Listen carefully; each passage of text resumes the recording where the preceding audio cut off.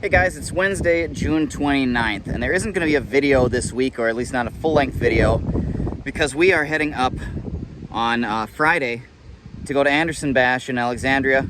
Links and information below as part of the grain bin safety fundraiser that Millennial Farmers putting together. And then we're going to spend the rest of the Independence Day weekend in Fergus Falls with my in-laws and my wife's family. So I am just not going to be around enough to be sitting at a computer editing. But I'm going to do a little short for you here tonight and just give you a little something to tide you over till next week. While much of the state of Minnesota has had adequate moisture, or even too much in some places, to the northwest and to the south and southeast of us, we are currently in what you might call a moderate drought. Maybe minor, maybe moderate, depends on the news service you watch. Basically the Twin Cities metro area and where we are, which is just south of the Twin Cities and a couple of neighboring counties, we have had very little moisture, and it's starting to look a lot like last year, although I will say it hasn't been nearly as hot. But we're starting to get pretty dry and the crops are starting to show it. So we've been making hay. There's a nice load of meadow hay to illustrate the point that we just baled last night. And just generally we've been doing the best we can to deal with it, because there's really not much you can do except hope for a passing rain shower. You can see the lawn's all burned up except for the septic system, which is always a good indicator of what the moisture level is in the ground. Soybeans are out there with cereal rye tipping over. Little volunteer corn out there, but the soybeans are actually looking pretty good, and things are generally still looking okay. We just need moisture soonish, real soon.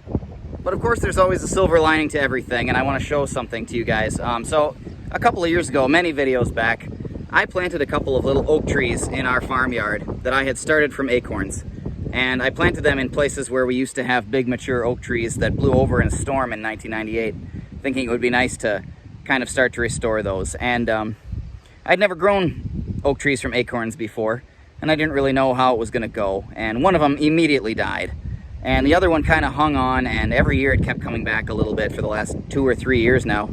And every year it got a little bit stronger, it seemed to. So I imagine it was sending its roots down.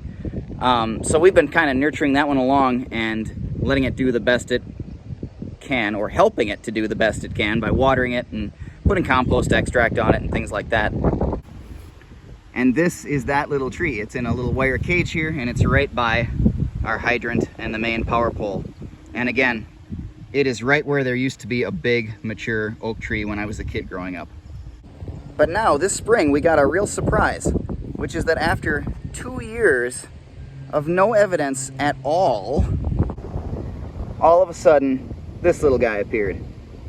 And it's the tree that I planted, which died immediately and disappeared for the last 2 years. But then all of a sudden this year it decided now's the time to come back. I mean, we thought it was gone for good, and there it is. So I guess that's a sign that even when you think something is over and done with, there's always hope, right?